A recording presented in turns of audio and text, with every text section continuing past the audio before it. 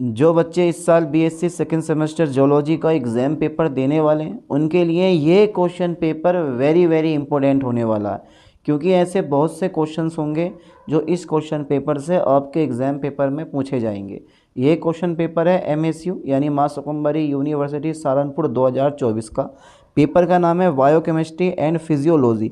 चलिए देख लेते हैं इस क्वेश्चन पेपर में कौन कौन से और कैसे कैसे क्वेश्चन पूछे गए हैं। टोटल 75 क्वेश्चन है और सब के सब आपको करने हैं। सीधे क्वेश्चन फर्स्ट की तरफ बढ़ते हैं, सीधे क्वेश्चन फर्स्ट की तरफ बढ़ते हैं।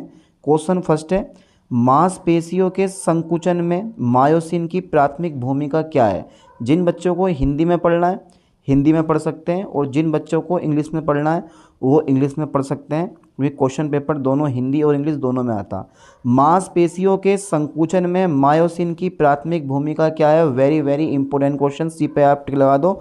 एक्टिन फिलामेंटस के साथ क्रॉस ब्रिज बनाए रखना, ठीक है, यानी कि from cross bridge with action filament, ठीक है। चलिए अगला क्वेश्चन देख लेते हैं। क्वेश्चन नंबर 2 है हमारा, विच of the flowing amino acid is essential amino acid, यानी कि निम्नलिखित में से कौन सा आवश्यक एमिनो एसिड है। अब आवश्यक एमिनो एसिड और अनावश्यक एमिनो एसिड ये दोनों के दोनों आपको पता होना चाहिए, और बहुत टाइम से आप लोग पढ़ते भी आ रहे हैं यार कि आवश्यक एमिनो अम्ल और अनावश्यक एमिनो अम्ल क्या क्या होते हैं। टोटल एमिनो एसिड 20 होते हैं। 10 एमिनो एसिड जो होते हैं हमारे बॉडी के अंदर संचित होते हैं, जिनको हम क्या बोलते हैं, अनावश्यक एमिनो एसिड।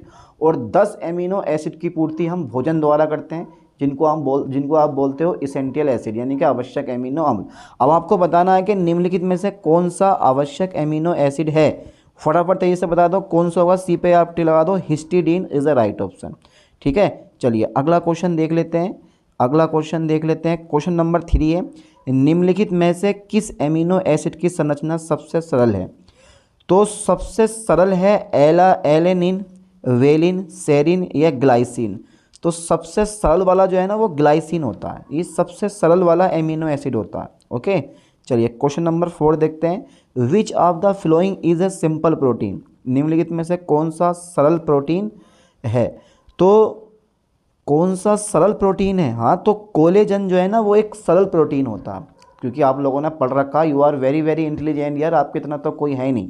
चलिए देखते हैं क्वेश्चन नंबर 5 देख लेते हैं, निम्नलिखित में से कौन सा एमिनो एसिड क्षारीय है, कौन सा एमिनो एसिड क्षारीय। अब क्षारीय एमिनो एसिड क्या होते हैं, जिनमें 2 एमीन समूह और एक जो होता है ना वो कार्बोक्सिलिक समूह प्रेजेंट होता है। देखो थोड़ा सा बेसिक नॉलेज अगर आपको हो ना तो आप लोग जो है अगर तुक्के भी मारोगे ना तो भी बिल्कुल सटीक लगेंगे एकदम। तो निम्नलिखित में से कौन सा एमिनो एसिड क्षारीय है, तो बी पे आप टिक लगा दो। आर्जिनिन जो होता है ना ये क्षारीय एमिनो एसिड होता है, और आर्जिनिन जो होता है ये क्षारीय के साथ में से क्षारीय एमिनो एसिड है, मैं इस चीज़ को मानता हूँ, लेकिन ये सेमी इसेंशियल एसिड होता है। समझ गए इस चीज़ को, चलो छोड़ो आगे देखेंगे, इसके बारे में डिस्कस करेंगे। क्वेश्चन नंबर 6 देख लेते हैं, प्रोटीन में संगठन का स्तर है, the level of organization in protein is. तो प्रोटीन में संगठन का स्तर है, डी पे आप टिक लगा दो। और सभी प्राथमिक संरचना भी होती है प्रोटीन की, द्वितीयक संरचना भी होती है और तृतीयक संरचना भी होती है ना। चलिए अगला क्वेश्चन देख लेते हैं, बहुत सिंपल पेपर दिया है और क्वेश्चन बिल्कुल सटीक दिए हैं, बहुत छोटे छोटे, बहुत शानदार पेपर बनाया गया। प्रोटीन की द्वितीयक संरचना एक साथ जुड़ी रहती है, प्रोटीन की द्वितीयक संरचना एक साथ जुड़ी रहती है। तो हाइड्रोजन बॉन्ड का नाम सुना है, हाँ यही पे टिक लगा दो, hydrogen bond. The secondary structure of protein is held together by hydrogen bond, है ना, सब में हाइड्रोजन बॉन्ड पाए जाते हैं। चलिए अगला क्वेश्चन देखते हैं 8। 75 क्वेश्चन तो हैं, आराम से पढ़ते रहो यार, डर क्यों रहे हो जब मैं आपके साथ हूँ। तो निम्नलिखित में से कौन सा एक संयुग्मित प्रोटीन है, मायोग्लोबिन, हीमोग्लोबिन, केसिन या कोलेजन। संयुग्मित प्रोटीन है यानी कि कंज्यूगेट प्रोटीन है। Which of the following is a conjugate protein. तो 8 में का बी पे आप टिक लगा दो, haemoglobin is a right option. अच्छा हीमोग्लोबिन में कौन सा एलिमेंट पाया जाता है, आप बोलोगे सर लोहा पाया जाता है ना। हीमोग्लोबिन ब्लड में होता है, ये आपको पता है, जिसकी वजह से कलर जो होता है वो रेड होता है ना। तो इसके बारे में भी बेसिक नॉलेज आपको होनी चाहिए। आप पहली बार यानी कि सेकेंड सेमेस्टर में पहली बार आप पहला पेपर एमएसयू वाले एमसीक्यू वाइज देंगे, बड़े प्यार के साथ में करके आना, बड़े अच्छे के साथ में, शायद खुशी मिलेगी आपको पहला पेपर देने में, मगर पढ़ा हुआ आना चाहिए तभी आपको खुशी मिलेगी, ठीक है। चलिए अगला क्वेश्चन देख लेते हैं। क्वेश्चन नंबर 9 है हमारा, अम्लीय एमिनो एसिड है। तो एस्पार्टिक एसिड जो है ना, ये अम्लीय एमिनो एसिड है बिकॉज इसमें 2 कार्बोक्सिलिक एसिड ग्रुप और एक जो होता है वो एमिनो ग्रुप पाया जाता है, यानी कि एमीन ग्रुप पाया जाता है। अब एमिनो एसिड के बारे में थोड़ा बहुत बेसिक इंट्रोडक्शन पढ़ लो, मज़ा आएगा, पढ़ने में अच्छा लगता है। चलिए यहाँ पे एस्पार्टिक एसिड लगा दो, ये बहुत सिंपल क्वेश्चन नंबर 10 है, निम्नलिखित में से कौन सा रेशेदार प्रोटीन है? केशिन है, एल्यूमिन, मायोग्लोबिन, कोलेजन या हीमोग्लोबिन। तो यहाँ पर जो ये तुम देख रहे हो ना सी नंबर, कोलेजन, यही क्या है? रेशेदार प्रोटीन है। अब रेशेदार प्रोटीन का पीएच मान कैसे चेंज होता है, इसकी संरचना कैसी होती है, और ये जल में विलय होती है या अविलय होती है, इसके बारे में भी थोड़ी बहुत नॉलेज कर लोगे, बड़ा अच्छा लगेगा। चलिए अगला क्वेश्चन देखते हैं। क्वेश्चन नंबर 11, संतृप्त वसीय अम्ल होता है। संतृप्त वसीय अम्ल होता है यानी कि सैचुरेटेड फैटी एसिड्स हैव। संतृप्त वसीय अम्ल होता है। बी पे आप टिक लगा दो, कार्बन श्रृंखला में कोई दोहरा बंध नहीं, है ना, कार्बन श्रृंखला में कोई दोहरा बंध नहीं, यानी कि no double bond in carbon chain. Question number 12 देख लेते हैं, गैर आवश्यक एमिनो एसिड है। The non essential amino acids are. गैर आवश्यक एमिनो एसिड। अब मैं एक बात तुम्हें बता दूं कि जो आर्जिनिन है और ये हिस्टीडीन है, ये बेचारे दोनों के दोनों जो होते हैं ना, ये अर्ध आवश्यक एमिनो एसिड होते हैं, लेकिन फिर भी इसका जो राइट ऑप्शन है वो ए पे आप टिक लगा सकते हो, आर्जिनिन। ठीक है, ये हमेशा गैर आवश्यक एमिनो एसिड की भांति भी व्यवहार करता है, यानी कि नॉन इसेंशियल एमिनो एसिड की भांति भी बिहेव करता है और सेमी इसेंशियल एमिनो एसिड की तरह भी बिहेव करता है। तो A number is the right option, ठीक है इसका। चलिए अगला क्वेश्चन देख लेते हैं। क्वेश्चन नंबर 13 है, कोशिका झिल्ली में मौजूद प्रोटीन है। कोशिका झिल्ली में मौजूद प्रोटीन है। सी पे आप टिक लगा दो, ए और बी दोनों, जल स्नेही भी यानी कि हाइड्रोफिलिक भी और हाइड्रोफोबिक भी, जल स्नेही और जल विरोधी दोनों की दोनों प्रेजेंट होती हैं कोशिका झिल्ली में प्रोटीन। चलिए क्वेश्चन नंबर 14, कोलेस्ट्रॉल का मुख्य स्रोत क्या है?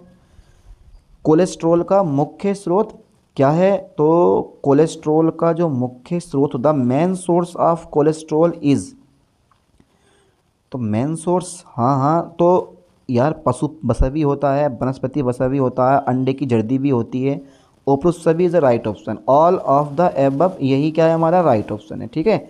चलिए अगला क्वेश्चन देखते हैं 15, मानव शरीर द्वारा उपयोग किए जाने में सक्षम एमिनो एसिड का संबंध है। मानव शरीर द्वारा उपयोग किए जाने में सक्षम एमिनो एसिड का संबंध है। तो ये बी पे टिक लगा दो, यहाँ एल सीरीज आप ले सकते हो, बी पे टिक लगाओ, L series is the right option, है ना। चलिए क्वेश्चन नंबर 16 देखते हैं, निम्नलिखित में से कौन सी अपचाई शर्करा, वेरी वेरी इंपॉर्टेंट। देखो अपचाई शर्करा है यार, इसमें ना ऐसा पूछना चाहिए था, विच of the following is reducing sugar. तो अपचाई सुक्रोज को छोड़कर सभी शर्कराएं जो होती है ना वो अपचाई होती हैं। तो ये थोड़ा सा ना ऑप्शन यहाँ पर 16 का जो है ना, यहाँ आप यार अपचाई शर्करा है तो फ्रक्टोज, लैक्टोज, सुक्रोज, ग्लूकोज, निम्नलिखित में से कौन सी अपचाई शर्करा है? ग्लूकोज पे टिक लगा दो। वैसे यार ये सबकी सब होनी चाहिए थी, फ्रक्टोज भी अपचाई शर्करा होती है, लैक्टोज भी अपचाई शर्करा होती है, ग्लूकोज भी अपचाई शर्करा होती है, बट जो ये सुक्रोज होता है इसको छोड़कर सभी शर्कराएँ जो होती है ना वो अपचाई होती हैं। तो यहाँ पे इनको पूछना चाहिए था निम्नलिखित में से कौन सी अपचाई शर्करा नहीं है। जब ये नहीं लगाते तो sucrose is the right option होता है ना। चलिए अगला क्वेश्चन देख लेते हैं।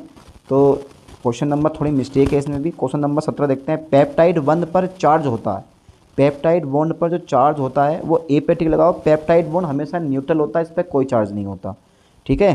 चलिए क्वेश्चन नंबर 18 देखते हैं, शुक्राणु तेल प्राप्त होता, शुक्राणु यानी कि sperm oil is obtained from, शुक्राणु तेल प्राप्त होता। अरे वाह बेटे, क्या क्या बना दिया, क्या क्या बनाकर छोड़ोगे तुम। ए पे टिक लगा दो, स्पर्म बेल से, है नी। चलिए अगला क्वेश्चन देखते हैं, क्वेश्चन नंबर 19 से, कार्नोवा मोम पाया जाता है। कार्नोवा मोम जो होता है वो पाया जाता है। तो ए पे टिक लगा दो, कार्नोवा पाम की पत्तियों में, है ना, इसमें पाया जाता है। तो ये तो बड़ा सिंपल सा क्वेश्चन है, बड़े प्यार के साथ आपने कर लिया होगा। क्वेश्चन नंबर 20 देखते हैं, स्पर्मेसिटी प्राप्त होती है। स्पर्मेसिटी का मतलब समझते हो ना? अरे यार, स्पर्मेसिटी प्राप्त होती है, ए पे टिक लगा दो, शुक्राणु बेहल के सिर से। ओके 21 देखते हैं, the activity of an enzyme affected by, एक एंजाइम की गतिविधि प्रभावित हो सकती है, एक एंजाइम की गतिविधि प्रभावित हो सकती है। डी पे आप टिक लगा दो, is the right option. Opposite सभी, पीएच द्वारा भी, तापमान से भी, अवरोध की उपस्थिति से भी, ऑपोजिट से भी। और जिन बच्चों के पास 2023-25 या किसी भी यूनिवर्सिटी का क्वेश्चन पेपर है ना, ठीक, किसी भी यूनिवर्सिटी का क्वेश्चन पेपर है, आप मेरे पास भेज देना, ठीक है, आप इस पे भेज देना 80777, ठीक है, इस पे भेज देना है, इस नंबर पे, ये व्हाट्सअप नंबर है, भेज देना, इससे पेपर भेज देना आप, फ़ोटो खींचना या फिर PDF फाइल बना के भेज देना, है ना, 8077755870। चलिए अगला क्वेश्चन देख लेते हैं। ओके, पक्का ना, भेजोगे पेपर? हाँ, भेज देना पक्का। चलिए अगला क्वेश्चन देख लेते हैं। 22, कौन सा एंजाइम स्टार्च की हाइड्रोलाइज करता है, यानी कि which enzyme hydrolysis the starch, कौन सा एंजाइम स्टार्च की हाइड्रोलाइज करता है? तो 22 का ए पे टिक लगा दो, diastase enzyme is a right option. Okay, चलिए अगला क्वेश्चन देखते हैं। सबसे तेज एंजाइम है, सबसे तेज एंजाइम है, सबसे तेज एंजाइम है, ए पे टिक लगाओ, carbonic anhydrase, carbonic anhydrase is a right option, सबसे तेज एंजाइम होता है ये वाला। चलिए 24 देखते हैं। कौन सा एंजाइम प्रतिकृति DNA के दो खंडों को जोड़ता है? Which enzyme joins the two segments of replicated DNA, कौन सा एंजाइम प्रतिकृति DNA के दो खंडों को जोड़ता है? और वो जोड़ता है हमेशा लाइगेज एंजाइम। याद कर लो ठीक से, बहुत से क्वेश्चन आपके एग्जाम पेपर में आने वाले हैं यार, बहुत से क्वेश्चन, समझ गए, बहुत से क्वेश्चन आपके एग्जाम पेपर में आने वाले हैं, डरो मत। चलिए 25 देख लेते हैं। एंजाइम काइनेज रिक्वायर्स, यानी कि एंजाइम काइनेज की आवश्यकता है, यानी कि Mg को, Mn को, K को, मतलब मैग्नीशियम को, मैंगनीज को या फिर पोटेशियम को। तो एंजाइम काइनेज की आवश्यकता क्या लग रहा है आपको, कौन सा राइट ऑप्शन होगा? ए पे टिक लगा दो, magnesium is a right option, है नहीं, मैग्नीशियम है Mg। चलिए 26 देखते हैं। क्वेश्चन तो बड़ा दमदार है यार। What is the fine product of glycolysis, यानी कि ग्लाइकोलाइसिस का उत्पाद क्या है? पाइरूवेट। 26 का पाइरूवेट पे लगा दूं? हाँ, यही राइट ऑप्शन है, आगे मत बढ़ो, pyruvate is a right option. Pyruvate से हर साल एक ना एक क्वेश्चन फंसता ज़रूर है, ठीक है, इसलिए पाइरूवेट का कोई क्वेश्चन मत छोड़ना। 27 देखो, मानव हृदय है, मानव हृदय है, तो मानव हृदय क्या चीज़ है? ये डी पे आप टिक लगा दो। मायोजेनिक जो है ना, वो मानव हृदय होता है, यानी कि ह्यूमन हार्ट इज़, ठीक है, मायोजेनिक। चलिए 28 देखते हैं। कशेरुकी हृदय में पेस मेकर है, the pacemaker in a vertebrate heart is, ठीक है, यानी कि कौन सा लग रहा है आपको राइट ऑप्शन इसका? AP node, S A node, पुरकिंजे fibre या हिंस का बंडल? साफ साफ दिख रहा है आप लोगों को? हाँ दिख रहा है ना? अरे यार तुम तो वेरी वेरी इंटेलिजेंट, तुम्हें कैसे दिखेगा, तुम तो आंखें फाड़ फाड़ के देख लोगे। ऐसे node is a right option. चलिए अगला क्वेश्चन देखते हैं 29। चलिए इस क्वेश्चन को पढ़ो और राइट ऑप्शन अपने माइंड में लाने की कोशिश करो। गुर्दे की कार्यात्मक मूल इकाई कहलाती है नेफ्रॉन, यानी कि हिस्का बंडल, ऐसे नोड, उपरोक्त में से कोई नहीं। तो 29 का राइट ऑप्शन ए पे टिक लगा दो आप, nephron is the right option, ठीक है। चलिए 30 देखते हैं। थक्का जमने के कितने कारक ज्ञात हैं? आई है, how many clotting factors are known? तो थक्का जमने के कितने कारक ज्ञात हैं अब तक? तो थक्का जमने के अब तक जो है ना 12 कारक ज्ञात हैं। बहुत इंपॉर्टेंट क्वेश्चन है, बहुत बहुत बार पूछा गया है और इस बार भी कंफर्म आपके एग्जाम पेपर में ये पूछ सकता है, थक्का जमने के कितने कारक ज्ञात हैं? 12। और जिस भी यूनिवर्सिटी की आप तैयारी कर रहे हैं, इस क्वेश्चन पेपर को पढ़ लो बेटे, बहुत से क्वेश्चन फंसेंगे, जहाँ से भी मिले लपेट लो बस। 31 देखते हैं। रक्त समूह ए में होता है, रक्त समूह ए में होता, the blood group A has, रक्त समूह ए में होती है, ए बी एंटीजन होती है, वी एंटीजन होती है या ए एंटीजन होती है? तो ए पे टिक लगा दो, रक्त समूह ए में ए एंटीजन होती है ऑलवेज। 32 देखते हैं, ठीक है। The father of circulatory system is, यानी कि परिसंचरण तंत्र का जनक कौन है? कुल मिला के बात ये है। तो 32 में का ए पे टिक लगा दो, William Harvey is a right option, ठीक है। चलिए क्वेश्चन नंबर 33। रक्त वाहिकाएँ होती हैं, ब्लड वेसिस और of 2 types, 3 types, 5 types known. तो ये जो होती है ना हमेशा, ये हमेशा जो होती हैं, ये हमेशा जो होती हैं, ये यार कितने प्रकार की होती हैं? फंसा दिया ना, 3 प्रकार की मेरे ख्याल से, हाँ 3 टाइप्स की होती हैं ओनली ये। चलिए 34 देखते हैं। सिरा परक हृदय यानी कि venous heart is found in, सिरापरक हृदय पाया जाता है मछलियों में, मेंढक में, मानव में, या इनमें से कोई नहीं। तो ये पाया जाता है मछलियों में, है ना। अरे यार कहाँ कितनी नॉलेज, आप खुद सोचो यार किस कदर की नॉलेज करी होगी यार साइंटिस्ट लोगों ने हर जीव के बारे में। और जी केमिस्ट्री फिजिक्स इतनी खतरनाक नॉलेज, बस मैं सोचता हूँ यार इतना डेटा कैसे लिखा होगा। 35 देखो, 13 कक्षीय हृदय पाया जाता, बहुत बहुत इंपॉर्टेंट क्वेश्चन है, वेरी वेरी इंपॉर्टेंट क्वेश्चन। 13 कक्षीय हृदय पाया जाता है और वो पाया जाता है ए पे टिक लगा दो कॉकरेज में। 13 कक्षीय हृदय पाया जाता है, यानी कि 13 chambered heart is found is cockroach में पाया जाता है। कॉकरोच कितना बड़ा जानवर है, हाथी से भी बड़ा जानवर होता है। अबे यार कुछ नहीं तुम्हारी भी। 36 देखते हैं, ECG स्टैंड्स फॉर, ECG का अर्थ है, ECG का अर्थ है और वो होता है ए पे टिक लगाओ इलेक्ट्रोकार्डियोग्राम, ठीक है, electrocardiogram is a right option. Nephridia उत्सर्जन अंक है 37 का, नेफ्रीडिया उत्सर्जन अंक है। अरे ए का टिक लगाओ कैंचुआ का होता, कैंचुए का उत्सर्जन अंक नेफ्रीडिया होता है, बाकी मत देखो आगे।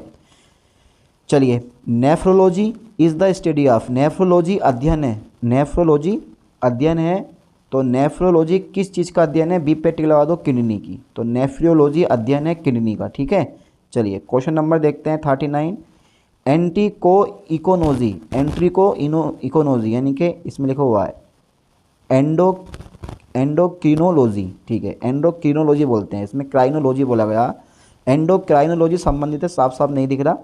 तो सबसे बड़ा ऑप्शन जो दिख रहा है वही इसका राइट ऑप्शन होगा, ए पे टिक लगा दो अंतःस्रावी ग्रंथियां और उनके स्राव के अध्ययन से, है ना।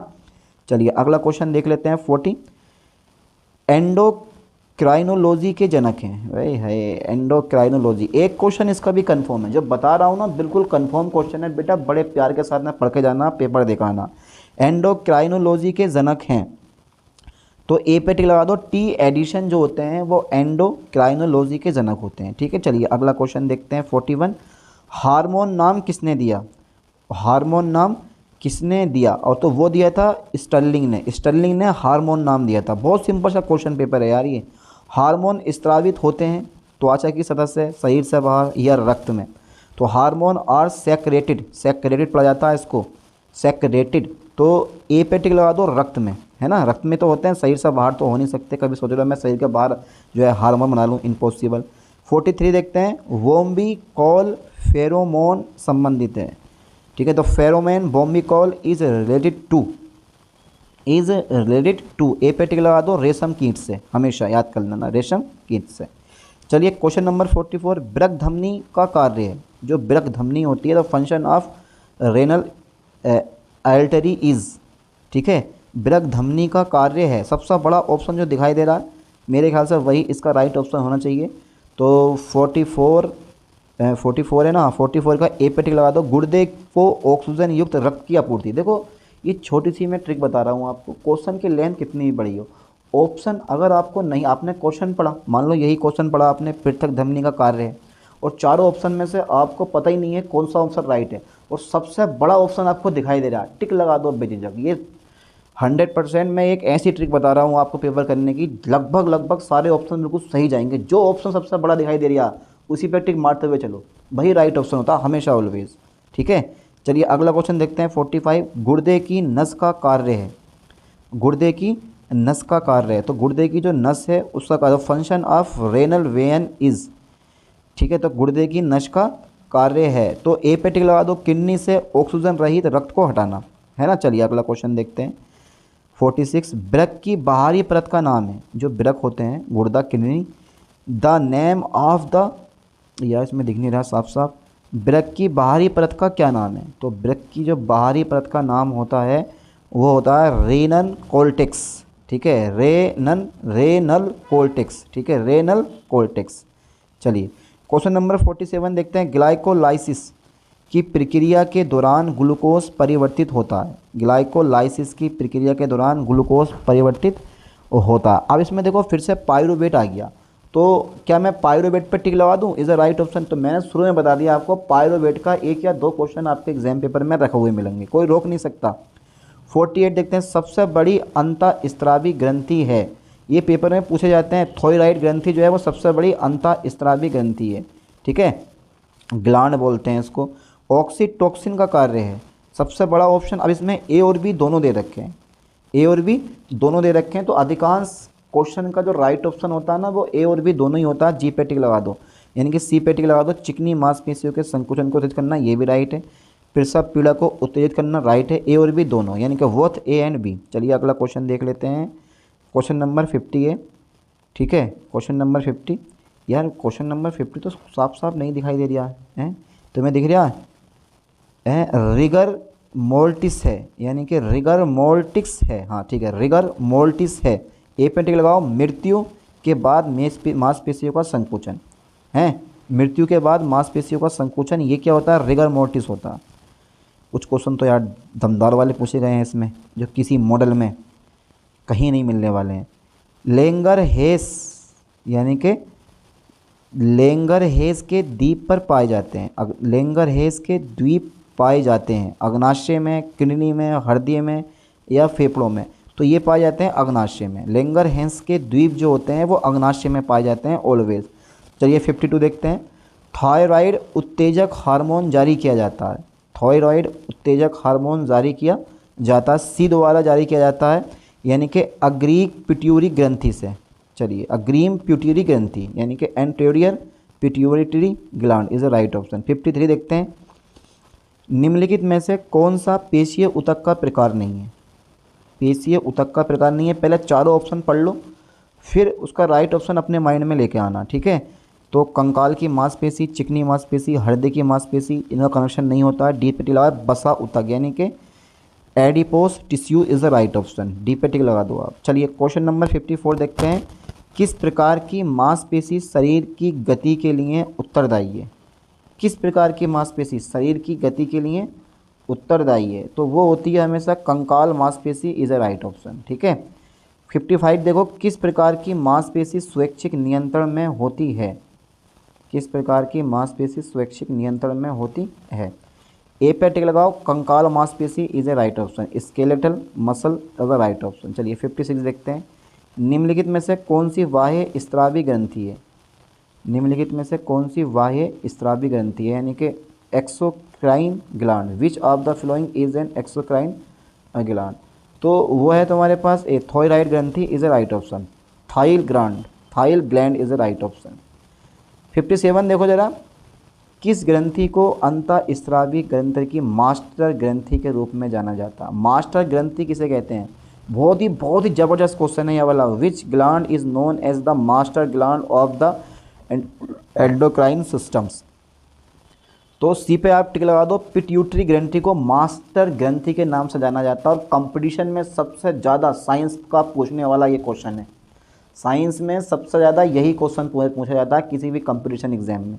मास्टर ग्रंथि, पिट्यूटरी ग्रंथि आज याद कर लो बढ़िया करके। इंसुलिन का उत्पादन और स्राव होता है, इंसुलिन का उत्पादन और स्राव होता है अग्नाशय के द्वारा, ठीक है।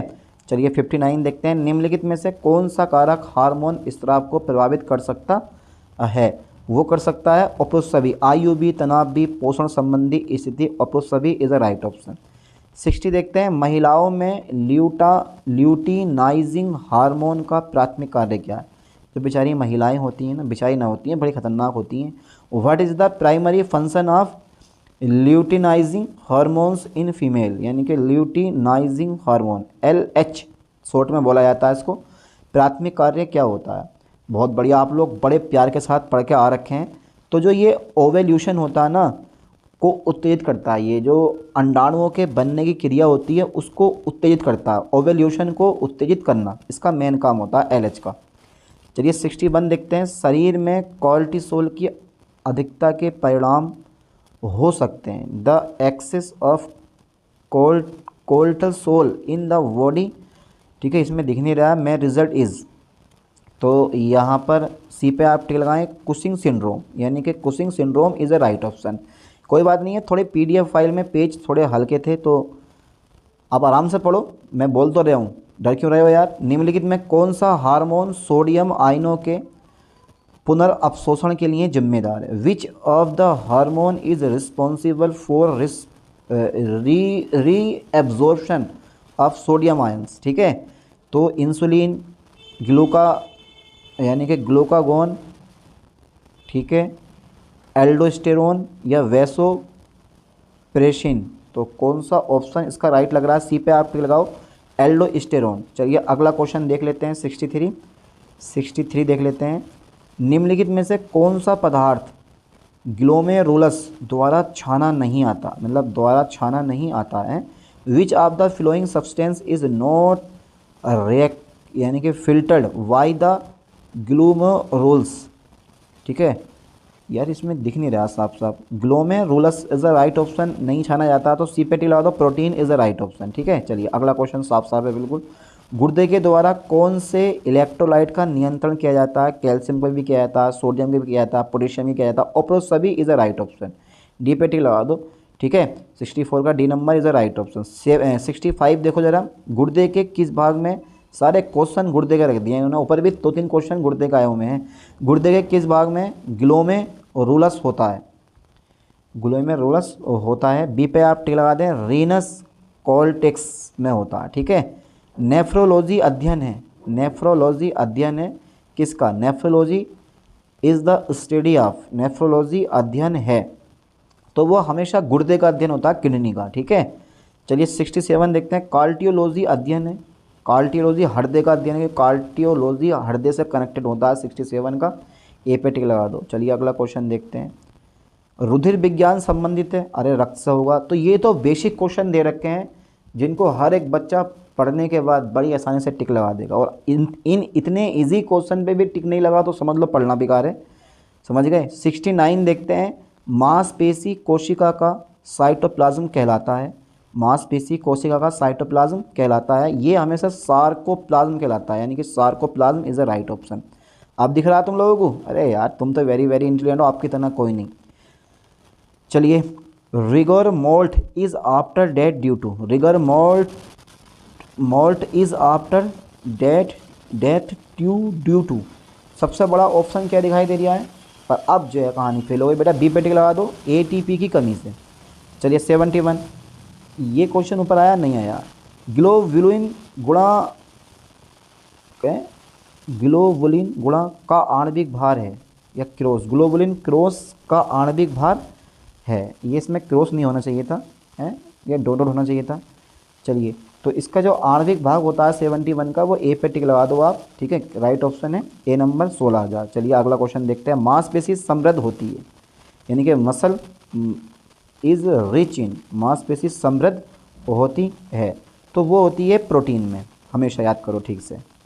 चलिए 73 देखते हैं। अपूर्ण टेटनस की विशेषता है, incomplete tetanus is characteristics by, तो 73 का राइट ऑप्शन सी पे लगा दूं, मांसपेशियों के झटकों के बीच आंशिक विश्राम, ठीक है। चलिए अगला क्वेश्चन देखते हैं 74, सेकंड लास्ट क्वेश्चन है।